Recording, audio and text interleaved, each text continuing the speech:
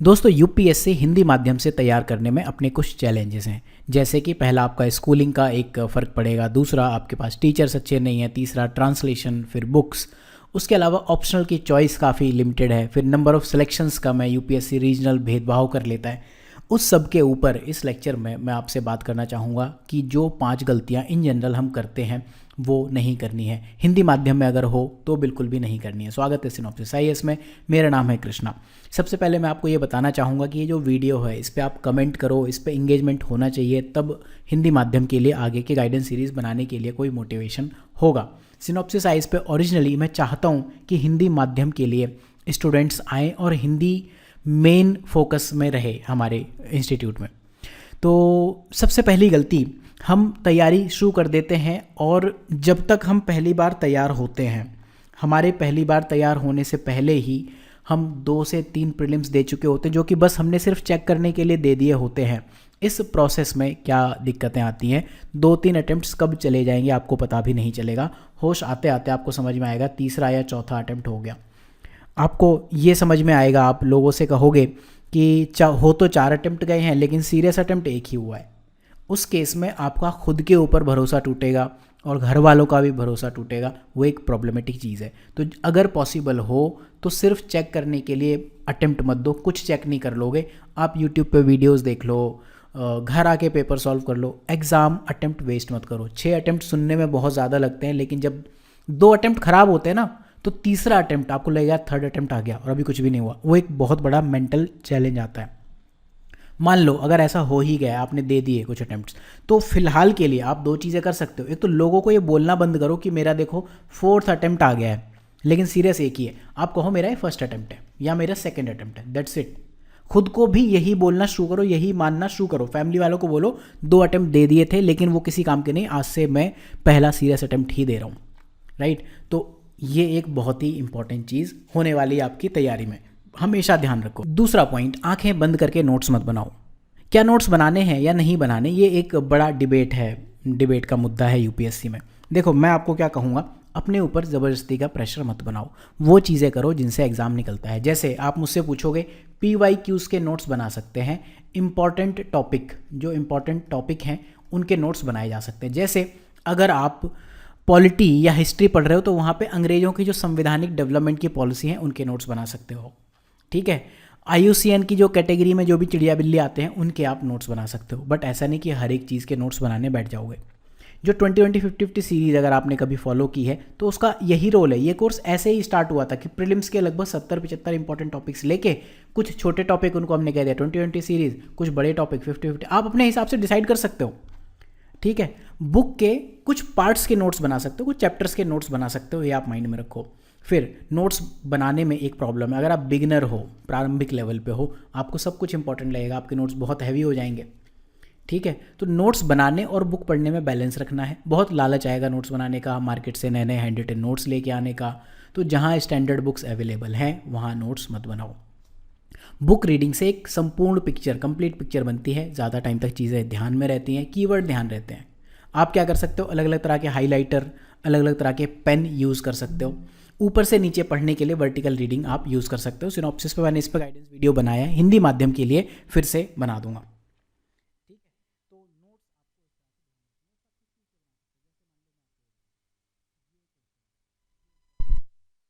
History में ये आपको पता है कि रिपीट होगा, ये रिपीट हो रहे हैं क्वेश्चंस, आप देखो इनके नोट्स आप बना सकते हो। 1 लाइनर सारे एक जगह लिख लिया, राइट। इसी से क्वेश्चन ये 2025 के हैं रिसेंटली, ये 2016 में PYQ के नोट्स बना सकते हो। PYQ में जो 1 लाइनर हैं या ये 20-20-50-50 सीरीज़, ये फ्री कोर्स कहीं पड़ा होगा, ये वाला PDF फ्री PDF होगा, ये आप नोट्स बना सकते हो। इस तरह के नोट्स बनाने चाहिए। फिर कुछ इंपॉर्टेंट चीज़ें, अगेन PYQ के नोट्स आप इस तरह से ले सकते हो।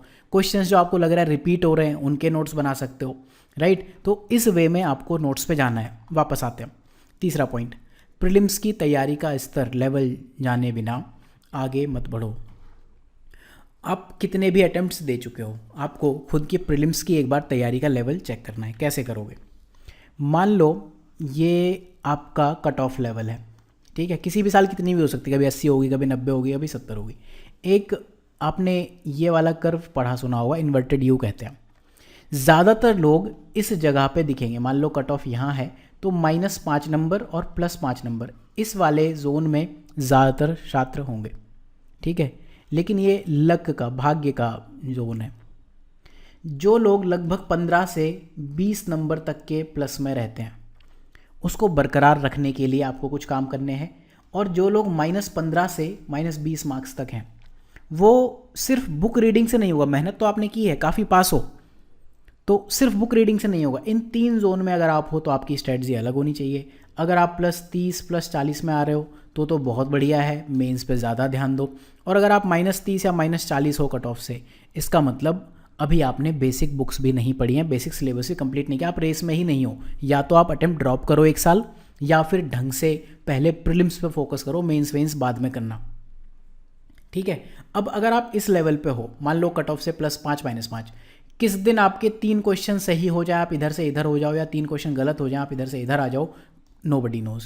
तो इन सब लेवल पे, या फिर यहाँ पे आपने 5 क्वेश्चन गलत कर दिए, आप बाहर हो जाओगे, ठीक है। -3 क्वेश्चन अगर आपने गलत कर दिए तो जो आपको लगता है कि -2/3 मार्किंग है, एक्चुअल में कितनी है? 3 क्वेश्चन पे आपको +6 मार्क्स मिलने थे, वो तो मिले नहीं, दूसरे को मिल रहे हैं, इसका मतलब रिलेटिवली -6 पे चले गए, और उसके लिए -2 नेगेटिव मार्किंग, तो आप 8 नंबर पीछे हो जाते हो। अगर आपने 6 क्वेश्चन गलत कर दिए, 16 नंबर पीछे, तो यहाँ से कट ऑफ के पीछे आने में सिर्फ 6 गलतियाँ लगती हैं, ठीक है। तो इसलिए इस पूरे जोन में -15 से लेके +15 नंबर तक की आपकी स्ट्रेटजी होनी चाहिए, बुक रीडिंग से नहीं होगा। PYQ और 2020 50-50 सीरीज़ या फिर जो भी इंपॉर्टेंट टॉपिक्स हैं उन पे हम पॉइंट नंबर 5 में बात करेंगे, उसके हिसाब से आपको तैयारी करनी चाहिए। नेक्स्ट पॉइंट नंबर 5 में बात करेंगे यहाँ पर, प्रीलिम्स और मेंस के बीच का संतुलन मत बिगाड़ो। आपने एक बहुत सारे मार्केटिंग ऐड देखे होंगे, वीडियोस देखे होंगे, दिसंबर तक मेंस तैयार कर लो, नहीं तो नहीं होगा, जनवरी तक मेंस तैयार कर लो। देखो, ना तो दिसंबर तक मेंस तैयार करने से आप यूपीएससी में सेलेक्ट हो जाओगे, ना ही दिसंबर या जनवरी के बाद मेंस छोड़ देने से सेलेक्ट हो जाओगे। 1-2 घंटे प्रीलिम्स एग्ज़ाम, मान लो आपका प्रीलिम्स यहाँ है, प्री यहाँ पर है, तो आपको अभी मान लो आप मेंस में इतना टाइम दे रहे हो, ट्राई करो कि एटलीस्ट प्री से 1 महीने पहले तक 1 से 2 घंटे मेंस के लिए ज़रूर दो। नहीं तो मान लो अगर आपने दिसंबर या जनवरी के आसपास अगर आपने छोड़ दिया, तो जो कुछ भी याद किया होगा ज़्यादातर चीज़ें भूल जाओगे। तो ये बहुत बड़ी गलती है जो हम बिल्कुल ही छोड़ देते हैं। इसमें प्रॉब्लम है ना, मान लो आपका दिसंबर तक नहीं हुआ है, जनवरी तक मेंस नहीं हुआ, तो प्रॉब्लम में आओगे। तो प्रीलिम्स की तैयारी बहुत पहले से, जितना पहले से, अभी से अगर आप शुरू कर सकते हो तो अभी से शुरू करो, और मेंस की तैयारी प्री के जितना पहले तक खींच पाओ उतना पास ले जाओ। 5वां पॉइंट, विषयवार रणनीति क्या होनी चाहिए। अपने अटेम्प्ट के हिसाब से आप सब्जेक्ट वाइज रणनीति बनाओगे। जैसे अगर आपका फर्स्ट अटेम्प्ट है, पहला अटेम्प्ट है, तो आपकी तैयारी अलग होनी चाहिए। अगर आपका एक अटेम्प्ट से ज़्यादा हो गया है, मतलब दूसरा या तीसरा अटेम्प्ट है, तो अगर आपका पहला अटेम्प्ट है तो आप पहले किताब पढ़ोगे, बुक, पहले आप बुक पढ़ोगे, उसके बाद PYQ सॉल्व करोगे, उसके बाद करंट अफेयर्स पढ़ोगे, उसके बाद टेस्ट सीरीज़ पे जाओगे। बुक रीडिंग आपको पहले करनी है अगर आपका फर्स्ट अटेम्प्ट है। इस बुक रीडिंग के साथ में आप वीडियोस भी देख सकते हो। इस पूरे स्टेज पे वीडियोस आपको सिर्फ चीज़ों को समझने में, एलिमिनेशन टेक्निक लर्न करने में, इन चीज़ों में टाइम देना चाहिए, बहुत ज़्यादा नहीं। मेनली आपका वीडियोज़ में यहाँ टाइम जाएगा अगर आपका फर्स्ट अटेम्प्ट है। लेकिन अगर आपका फर्स्ट अटेम्प्ट से ज़्यादा है, इस केस में आप 2 चीज़ें देखोगे। जो अभी हमने बात की थी, कट ऑफ यहाँ है और आप प्रीलिम्स से बहुत पीछे खड़े हो, राइट। एक तो ये कंडीशन है, दूसरी ये कंडीशन है कि आप सेफ जोन में हो, यहाँ से लेके यहाँ तक कहीं हो। इस कंडीशन में, अगर आप इस कंडीशन में हो तो PYQs पहले करो, फिर बुक करो, फिर करंट अफेयर्स करो, फिर टेस्ट सीरीज़ करो। अगर आप इस जोन में हो, इसका मतलब आपने कुछ किताबें ज़रूर ऐसी हैं जो नहीं पढ़ी हैं, तो पहले वो वाली किताबें करो, ठीक है, बुक करो, फिर उसके बाद PYQs, उसके बाद करंट अफेयर्स, टेस्ट सीरीज़। लेकिन जो सब्जेक्ट कर लिए हैं उनके लिए आप अगेन ये अप्रोच भी कर सकते हो, अपने हिसाब से आपको ये देखना पड़ेगा। जब हम प्रीवियस ईयर क्वेश्चंस करते हैं तो एक चीज़ आप माइंड में रखोगे, सिलेबस खत्म करने के लिए प्रीवियस ईयर क्वेश्चंस आप यूज़ कर सकते हो, एग्जामिनर का माइंडसेट समझने के लिए आप यूज़ कर सकते हो, प्रैक्टिस के लिए नहीं कर सकते। ऐसा नहीं होगा कि अगर आपने प्रीवियस ईयर क्वेश्चन सॉल्व कर लिए तो एग्जाम मोड में आप चले जाओगे, या 2 घंटे में आपको आंसर लिखने आ जाएंगे, 3 घंटे में मेंस में आंसर लिखने आ जाएंगे, या फिर 2 घंटे में प्रीलिम्स पेपर देना आ जाएगा। PYQs आपको हिंदी साहित्य अगर आपका वैकल्पिक है वहाँ का हम आ जाएंगे। CSET में आपको PYQs हेल्प कर देंगे। GS में जैसे अभी हमने देखे कुछ क्वेश्चन जो रिपीट होते हैं, वो हेल्प कर देंगे। लेकिन अगर आप ये देखो कि कितनी देर में कितने क्वेश्चन करने हैं, एग्जाम लेवल का प्रेशर वो सब हैंडल करना है, तो PYQ से नहीं होगा। उसके लिए आपको टेस्ट सीरीज़ पे जाना पड़ेगा। लेकिन PYQs आप सिलेबस ख़त्म करने के लिए ज़रूर यूज़ करोगे।